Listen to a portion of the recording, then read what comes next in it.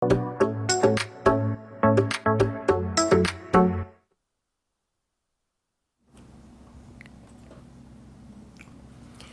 10월 18일 장윤선의 취재 편의점 시작하겠습니다.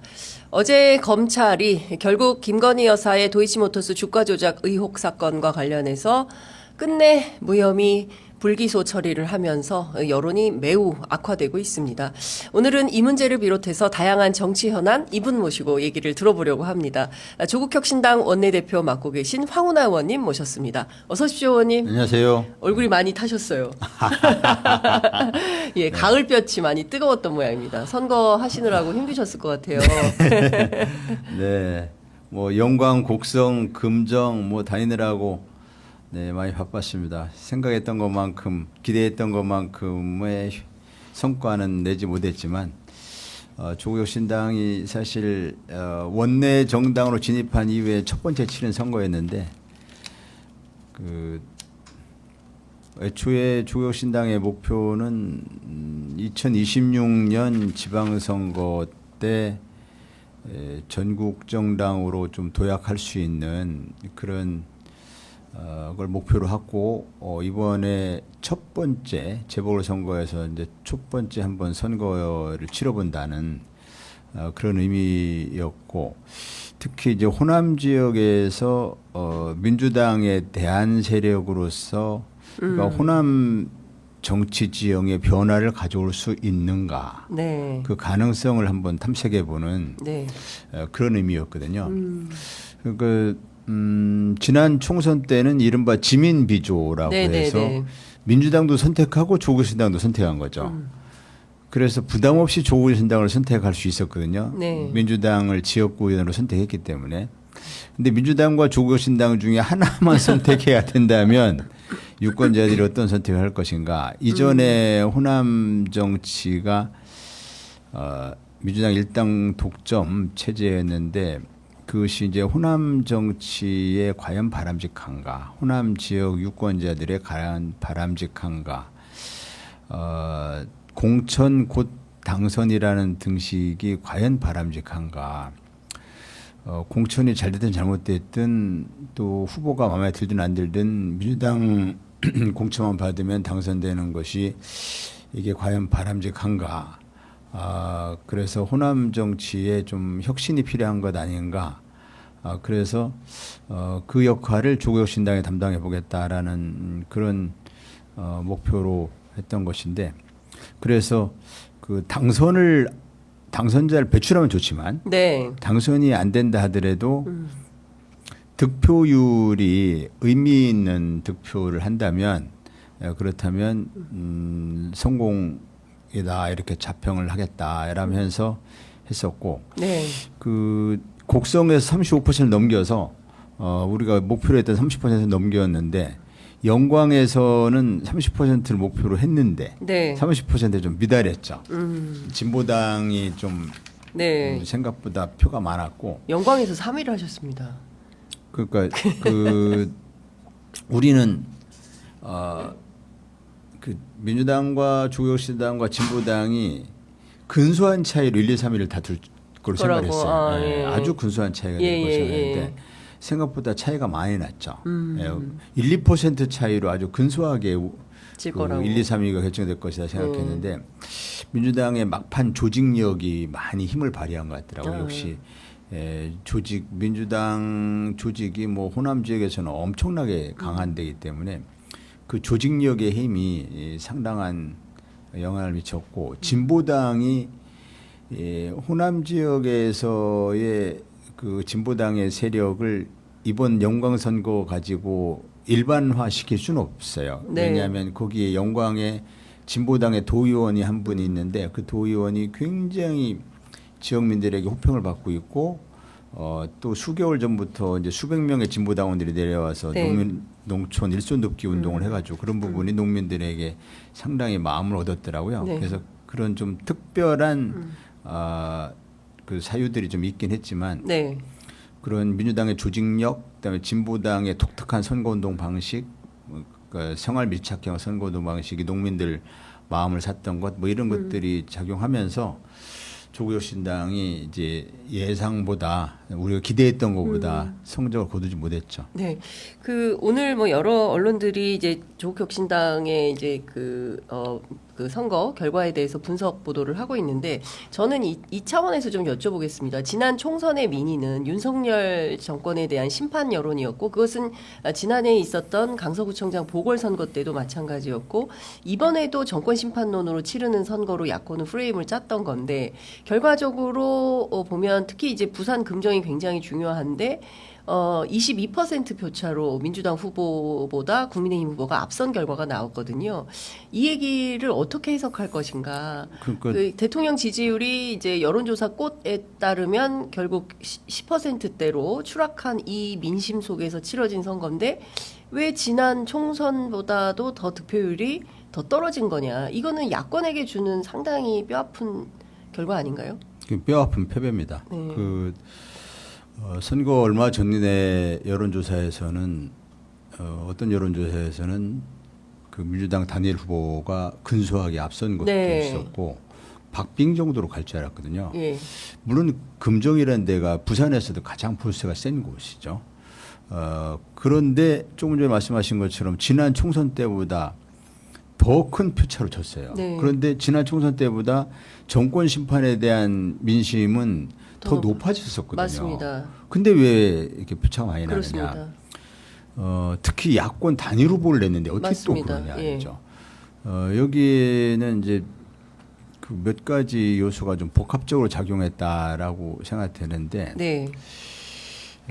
그 중에 하나는 마지막 선거 임박해서 벌어졌던 이제 실언도 좀 영향이 있었죠. 예. 김영배 의원의 실언. 예. 그 실언이 이제 적지 않게 이제 보수 결집을 가져오는 그런 어쨌든 보수가 결집했다고 봐야 되거든요. 네. 근데 보수가 왜 결집했을까? 네. 그래서 김영배 의원의 실언도 영향을 좀 주지 않았을까? 왜냐하면 그때까지의 여론의 조사에서 박빙 정도라든지 어느 여론조사에서는 우리 단일 후보가 근소하게 이기는 걸로 나왔었거든요. 그랬던 것이 표차 확 벌어졌어요. 그래서 그 부분하고 그다음에 지나고 나서 뭐 좀 아쉬운 감이 있지만 이재명 대표와 조국 대표가 금정 선거에 좀 더 집중을 했으면 더 나은 결과가 나오지 않았을까. 네. 사실 집중이 안 됐거든요. 영광 국성에서 이제 전선이 형성되다 보니까 네. 영광 국성의 각 대표들이 거기에 집중하지 않을 수 없다 보니까 금정 선거에 역량을 집중하지 못했죠. 그 부분은 뭐 각 당의 입장은 다르겠지만 조국혁신당 입장에서 볼 때는 영광 곡성 정도는 조국혁신당에 양보를 하고 그 다음에 단일 후보를 내 가지고 부산 금정과 인천 강화에서 단일 후보로서 1대1 구도로 정권 심판론을 가지고 세게 붙었으면 어땠을까? 뭐 호남은 어차피 텃밭인데 텃밭에서 군수 2명을 지켜내는 게 뭐 이렇게 큰 의미가 있겠는가? 정권 심판론 구도로 선거를 치르면서 부산 금정과 강화에서 네. 좀 역량을 집중해서 거기서 이겼으면 승부를 거기서 띄웠으면 어땠을까 하는 아쉬움이 있습니다. 물론 민주당 입장에서는 또 거꾸로 예, 그렇게 얘기하면 제가 생각할 이제 수도 그 있죠. 질문을 드리려고 네. 하는데 조국혁신당은 그런 입장인데 민주당에서는 차라리 이제 조국 대표 고향이 부산이니까 처음부터 부산으로 가고 어쨌든 호남에서 경쟁하는 게 의미가 없으니까 이것은 이제 민주당이 하고 초반부터 아예 선거 전략을 그렇게 짜고 했더라면 어땠겠냐. 그리고 부산 아까 이제 댓글창에 부산 금정의 경우 단일화 협상 과정이 너무 길었다. 3주나 시간이 이제 걸린 것은 너무나 오랜 시간이 걸린 것이다. 이런 평가가 나오는 것 같습니다. 여하튼 많은 좀 아쉬움을 남긴 그런 야권에게는 많은 아쉬움을 남긴 선거가 아닌가라는 생각이 좀 들고요.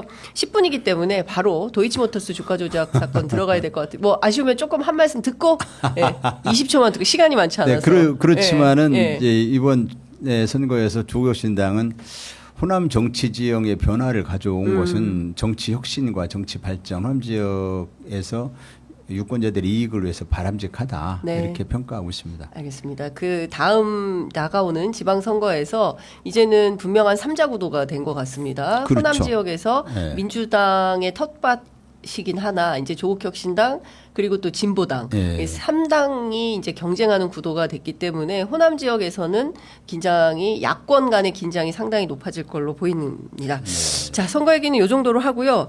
어제 너무 기가 막힌 결론이 나와가지고 이 얘기를 안 여쭤볼 수가 없습니다. 예. 명품백도 무혐의, 도이치모터스 주가 조작 의혹 사건도 또 무혐의. 결국 지난번에 JTBC 보도로 알려진 2차 주포의 주장대로 김건희 여사의 어머니와 두 사람만 결국 다 빠져나가고 자신들만 달려가게 됐다라고 했는데 그게 딱 맞아떨어진 결론이 돼버렸습니다. 어떻게 보십니까, 의원님? 지난번에 이제 그 민정수석을 갑자기 만들고 네. 그 민정수석을 그 검찰 출신 김주현 민정수석을 앉힐 때 사실 그때 그 민정수석을 다시 뭐 한다고 했다가 민정수석을 다시 뭐 만들어 가지고 김주현이라는 사람을 민정수석에 앉히고 한 것은 이것 때문이었다. 그 김건희 명품백, 김건희 주가 조작을 검찰을 완벽하게 장악을 해서 이것을 그 어떻게 하든지 이제 가장 효과적으로 전략적으로 가장 좀 뭐 데미지가 덜하게 이걸 그 빠져나올 것인가. 네. 그것을 그러니까 변수를 안 만들 것인가. 이것을 김주현이란 민정수석이 가장 잘할 것으로 보고 그 사람에게 이제 인사를 또 맡기고 네. 그래서 그 일을 할 수 있는 중앙지검장을 앉히고 또 그 라인업을 그렇게 구성을 하고 네. 그 부장검사라든지 이렇게 구성을 해서 그래서 그때부터 이제 준비를 해왔기 때문에 네. 그 예견된 일이었다라고 봐야죠. 그래서 그 뭐 명품백 사건, 주가 조작 사건 이걸 조사한답시고 지난번에 이제 검사들이 휴대폰을 반납해 가면서 그러니까요. 그런 조사를 할 때부터 이제 김건희 여사에 대해서는 그 처벌 의지가 없었죠. 수사를 철저하게 해서 그 혐의를 규명하겠다는 것이 아니라 어떻게 모양새를 갖추어서 불기소로 종결할 것인가 이런 수순이었고 검찰은 결론을 내려놓고 그에 꿰맞추는데 뭐 익숙하고 굉장히 능수능란하죠. 죄가 없는데도 유죄로 만들어 놓고 또 꿰맞추어서 네. 기소를 해서 그 재판받게도 하고 뭐 이재명 대표 케이스도 그렇고 의원님도 조국 대표 케이스도 그렇고 뭐 울산 케이스도 예. 그렇고 뭐 다 비슷한데 그러기도 하고 또 이제 김건희 케이스처럼 과거에 김학의 케이스도 그때도 전부 그 국민들이 굉장히 황당하다 했거든요. 네. 이게 그 영상에 등장하는 사람이 누가 봐도 김학인데 아니라는 거예요. 검찰만.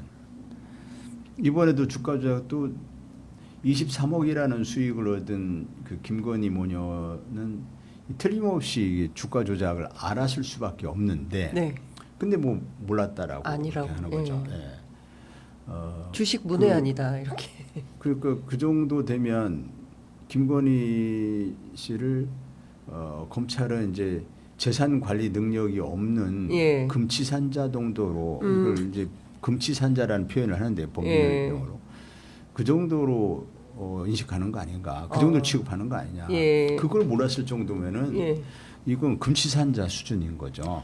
그래서 아니면 뭐 검찰이 금치산자거나.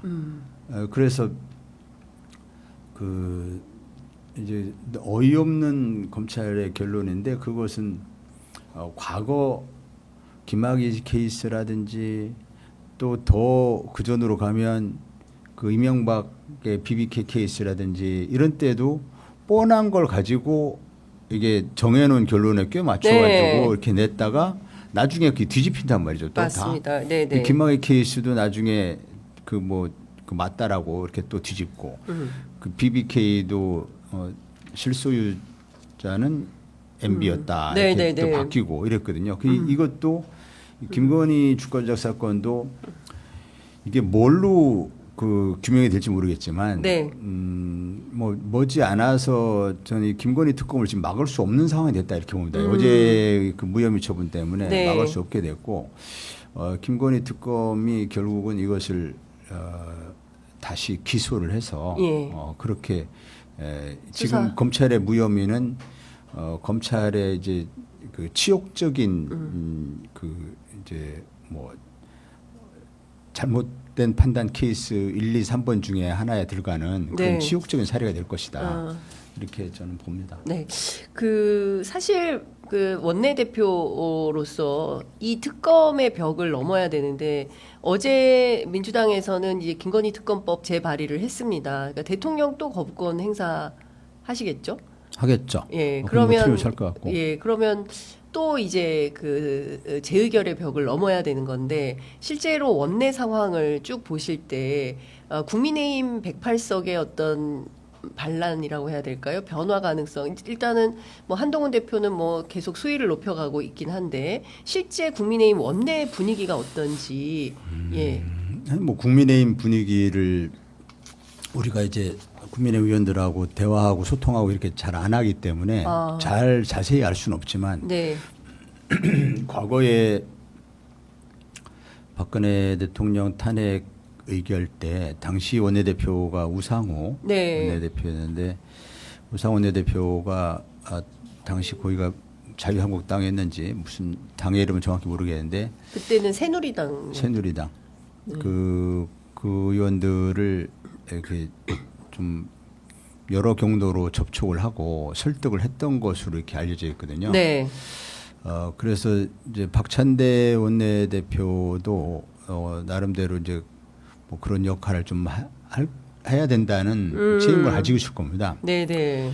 우리가 기대하기로는 10일 이제 어제 발의를 했으니까 약간의 숙성 기간을 좀 거치고 11월 중순쯤 이제 국회 통과를 하고 예. 그러면은 이제 보름 정도 걸리는 거니까 네.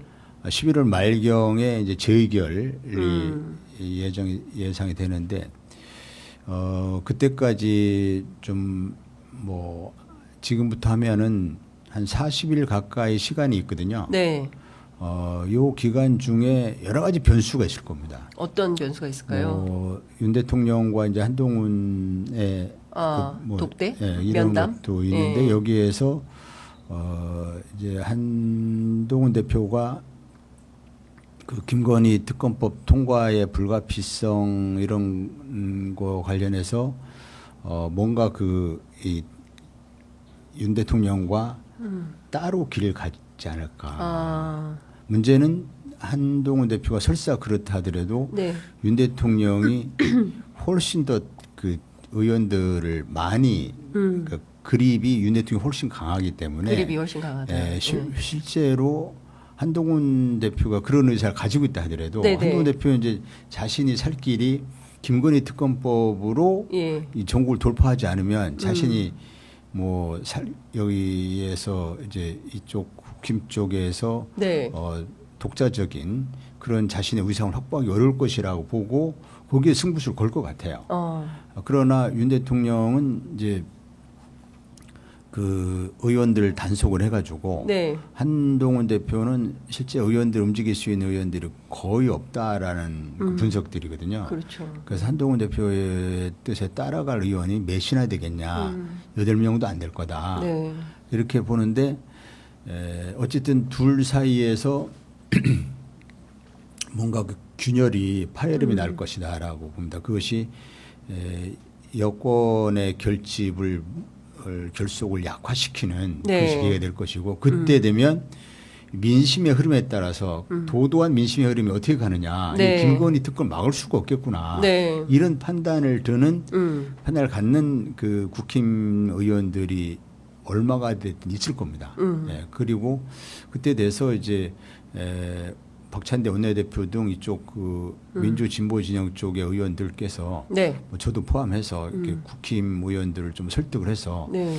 나라의 장래를 위해서 이거는 김건희 특검을 통해 털고 가야 한다. 예.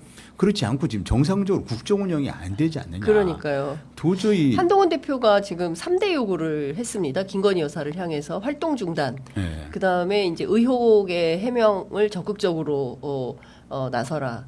그리고 이제 김건희 여사 라인 지금 칠상시까지요. 맞아요. 예, 칠간시 이제 칠상시 김건희 여사 라인이 너무 많다. 뭐 이런 얘기까지 나오고 있어서 이 3대 요구를 했는데 과연 김건희 여사가 이 요구를 수용하겠는가? 뭐 당장 투표는 같이 안 나온 것 같긴 해요. 예. 어떻게 보십니까, 의원님?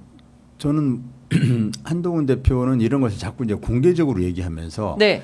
사실 독대를 해서 그 뭔가 그 풀어내려고 하면 공개적으로 얘기하면 안 되거든요. 예. 그 독대 요청하는 것도 공개적으로 하지 않아야 되는데 지금 독대를 공개적으로 자꾸 요청을 하고 한 대표가. 예, 예. 그리고 이제 윤 대통령이 두 차례인가 이렇게 거부를 하고 네. 근데 이제 지금은 뭐 둘 사이에 공감된 이런 게 있겠죠. 절대로 탄핵은 막아보자. 예. 탄핵은 막아보자에 대해서는 공감돼 있을 것 같아요. 예. 근데 한동훈 대표는 탄핵은 막으려면 김건희 특검은 가야 된다. 이렇게 생각할 것 같고 예. 윤 대통령을 그걸 도저히 받을 수 없겠죠.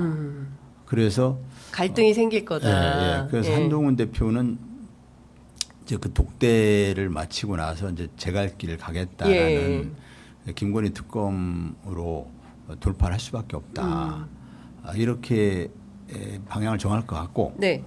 윤 대통령은 어떻게 하든지 이제 한동훈 대표를 이번 기회에 확실히 좀 쫓아내는 뭐 이런 그 국힘의 의원들을 장악을 해서 네. 한동훈 대표를 흔들어서 쫓아내려고 하는 이런 양상으로 전개되지 않을까. 그래서 네.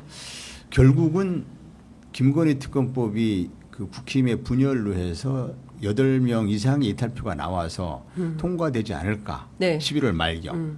그리고 그때부터 윤석열 정권은 아주 본격적으로 붕괴가 될 것이다. 이렇게 기대하고 있는데 네. 시나리오처럼 됐으면 좋겠습니다. 예.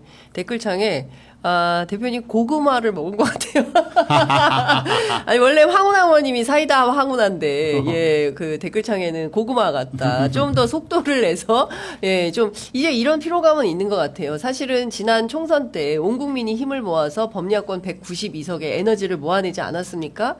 그리고 나서 어떤 야권이 뭐 협심 단결해서 좀 8석의 정치력을 발휘해서 빨리빨리 좀 우리나라 사람 좀 급해요. 그래서 빨리빨리 이게 처리될 거라고 생각을 했는데 지금 재보선 결과도 오히려 그 여권이 상승하는 분위기를 만들고 물론 이제 대통령 국정 지지도는 계속 추락하고 있습니다만 여기서 뭔가 야권이 돌파구를 만들어내지 못하는 것에 대한 어떤 답답함 그것 때문에 지금 고구마를 먹는 것 같아요. 그래서 좀 사람들이 시원한 사이다를 마시는 것 같은 뭐 그렇죠. 야권의 호쾌함 뭐 이런 거를 좀 어떻게 안 되겠습니까, 대표님? 아침부터 답답하다. 조금만 더 기다려 보시죠. 뭐 11월 말경이면 네. 뭐 좋은 소식을 전해지지 않을까. 네, 그렇군요. 근데 사실은 말씀 주신 대로 2016년에도 이제 보수의 분열로부터 촉발된 탄핵이었거든요. 근데 경우에 따라서는 이게 조금 진도가 어려울 수도 있겠다라고 판단하는 게 한동훈 대표가 선거 내내 뛰어보니까 이러다가 니네 다 죽는다 이런 얘기를 굉장히 많이 들었다는 거예요. 그래서 결국 지난 선거 이제 본인이 이제 4시간 동안 금정구를 돌아다니면서 뚜벅이 유세를 하지 않았습니까? 이제 그때 그 얘기를 굉장히 많이 들었다는 것이고, 결과적으로 이게 마지막 기회다, 국민의힘에게. 그러니까, 김건희 여사에게 3대 요구를 하고, 좀 세게, 가야 된다라고 이제 좀 다시, 어제 최고위 회의에서 혁신인가요? 그것만 11번을 얘기를 했다는 거거든요, 한동훈 대표가. 그러니까 좀 이런 분위기가 반영이 되면 야권이 조금 더 각을 세워서 적극적으로 좀 돌파하는 힘을 좀 보여줘야 되지 않을까. 어떻게 생각하십니까? 그래서 이제 어저께 그 특검법을 발의를 한 거고, 이제 이른바 명태균 게이트를 포함해서 이제 특검법을 발의한 것이고, 네. 명태균 이제 추가 폭로가 또 뭐가 나올지 지금 알 수가 없는 상황인데, 명태균의 추가 폭로에 따라서 이거 이제 여론이 점점 더 뭐 어떤 임계치를 향해서 계속 분노의 임계치가 분노수가 계속 올라가겠죠. 네네네. 그래서 그쯤 됐을 때 아마 11월 중순쯤 되지 않을까 싶고 그때에 대해서 이제 국회 통과하고 그때에 대해서 이제 국힘이 본격적으로 좀 분열되지 않을까라는 기대를 하는 것이죠. 그러면 11월 말경 재의결 때 네. 통과될 것이다. 예. 그래서 김건희 특검법은 이번에는 통과되지 않을까. 그런데 이런 얘기합니다. 국민의힘과 이제 개혁신당 주변에서는 어떤 얘기를 하냐면 하나 실수한 게 있는 게 명태균 의혹을 포함시킨 거다. 왜냐하면 이 명태균 의혹에 걸린 사람이 많다. 국민의힘 내부에 지금 공개된 분만 20명이거든요. 그리고 정말 이상하게도 어제 명태균 씨가 소강 상태를 보였어요. 왜냐하면 국민의힘 쪽에 그 스피커들이 다 입을 닫았거든요. 김진태 의원 얼마나 말이 많습니까? 저 강원도지사 네, 그 사람 그렇게. 얘기 안 하고 있어요. 네. 그 박완수 경남지사도 아무 얘기도 안 하고 있습니다. 홍준표 시장 페이스북에 글을 올리고 있지만 입을 닫았고 김재현 최고위원은 방송도 중단했습니다. 그러니까 실제로 국민의힘에 걸려 있는 사람들이 많기 때문에 명태균 의혹이 들어가 있으면 아마도 이게 다 무기명이기 때문에 들어가서 땀만 먹을 거다. 명태균 의혹은 따로 풀었어야 되는 거 아니냐라는 게 국민의힘과 개혁신당 주변의 주장인데 이 점은 좀 어떻게 보십니까? 그런데 이제 거기에 해당되는 의원들도 있겠지만 네. 이것 때문에 정권이 무너지겠구나 이렇게 이제 불안을 느끼는 그래서 네, 이제 네, 김건희 네. 털고 가야 된다, 명태균 네. 털고 가야 된다 이렇게 생각하는 네. 의원들이 훨씬 더 많을 수도 있죠. 어. 그 반대로 그렇군요. 해석을 하면 예. 거기에 해당되는 사람들은 똘똘 뭉치겠지만 그러나 그 해당되지 않는 사람도 많을 거 아니에요. 네, 네. 예컨대 20명이 해당됐을 때 적어도 100명 정도는 해당이 아니 80명 이상은 해당이 안 된다고 볼 수 있으니까. 명태균 씨가 2,000개 파일이 있다고 하고 맞아요. 그 중에 200개가 터지면 나라가 뒤집어진다고 얘기를 하고 있기 때문에 여권이 너무 이상하지 않습니까? 너무 갑자기 조용해지고 대응을 안 한다. 특히 대통령실 오로지 대응한 게 딱 하나 있으니 친오빠라는 거거든요. 그거 말고는 명태균 의혹과 관련해서 해명이 나온 게 없습니다. 그러니까 명태균이 뭔 패를 들고 있는지 모르잖아요. 그러니까 그러니까요. 불안할 것 같아요. 검찰은 수사도 하지 않잖아요.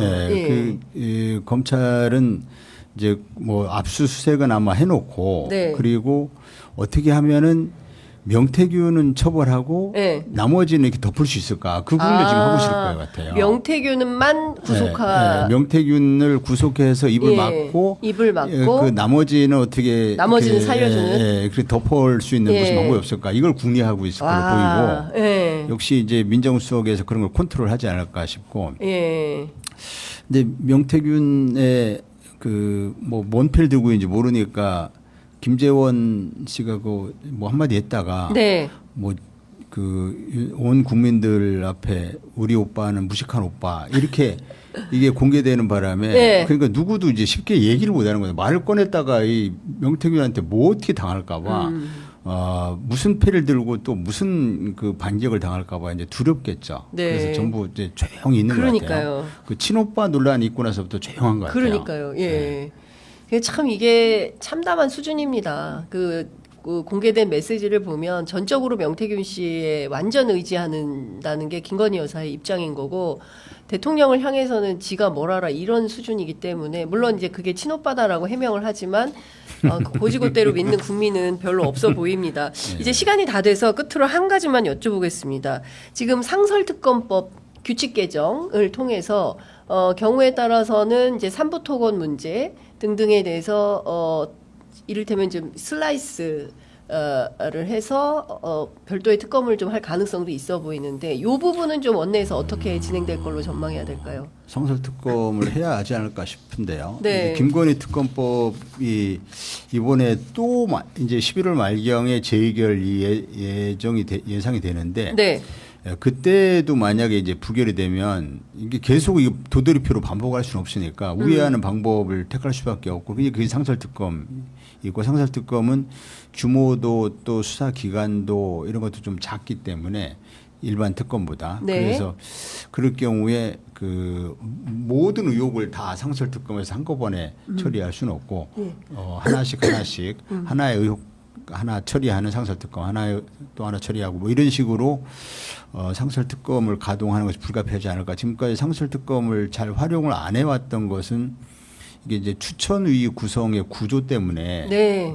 그렇게 됐던 것이었거든요. 그래서 교섭단체별로 2명씩, 그럼 그렇습니다. 민주당 2명, 국힘 2명, 그리고 이제 뭐 그 당연지로 들어간 사람이 3명 네. 있는데 그게 뭐 법원행정처 차장이니 법무부 차관, 법무부 차관이니 대한변협 뭐 이렇게 네. 하니까 이것이 아무래도 이제 친윤 또는 친여 그런 성향이 될 것이고, 그러면은 국힘 2명 이렇게 하고 하면은 이것이 이제 특검으로 적합치 않은 사람이 추천될 것이다 이렇게 네. 보기 때문에 그걸 규칙을 개정을 하면 그러면 이제 상설특검도 효과를 볼 수 있을 것이다. 네. 그렇다면은 상설특검을 불가피하게 해야 한다. 가장 좋은 건 일반 특검입니다. 물론 네. 기간도 그렇고 그렇습니다. 규모도 그렇고 일반 특검 가장 좋은데 계속 그렇게 막히면은 그 차선 최고의 상설특검 우회하는 방법인데 그건 뭐 이제 거부권 행사 대상이 아니니까 이걸 할 수밖에 없지 않을까. 대통령이 생각합니다. 3일 이내에 임명하여야 한다 이렇게 되어 있는데 임명 안 하고 버틸 안 가능성. 하면 이제 그게 바로 이제 법률 위반이 되는 거죠. 그러면 탄핵 가능성이 그렇죠. 예, 정면으로 법률 위반이 되는 것이고 예. 본인의 이해관계와 직결되는 그런 특검에 대해서 상설특검법에서 그 임명하여야 한다라고 의무 규정, 강행 규정을 두고 있음에도 불구하고 그것을 임명 안 하면은 그야말로 뭐 너무 명백한 탄핵 사유가 되는 거죠. 네. 그 명확한 탄핵 사유가 된다. 명확한 법률 위반이 딱 되기 예. 때문에 그에 대해서는 예. 뭐 이론의 여지가 없을 겁니다. 상설특검에서 제일 중요한 건 대통령이 3일 이내에 특검을 임명하여야 한다. 요 대목인 것 같습니다. 그렇지 않았을 때는 명백한 법률 위반이 되고 그렇죠. 이것은 명징한 탄핵 사유가 된다. 예, 그건 또 중대한 사유가 될 겁니다. 중대한 사유가 된다. 알겠습니다. 본인들이 그런 탄핵을 본인이 피하려기 위해서 그래서 법에 규정된 강행 규정으로 된 그 의무 조항도 지키지 않는다면 네. 그 뭐 탄핵 사유에 중대한 탄핵 사유에 해당된다 고 봅니다. 알겠습니다. 오늘 말씀 잘 들었습니다. 다음에는 사이다 황운하 대표님 모시도록 하겠습니다. 오늘 말씀 잘 들었습니다. 감사합니다.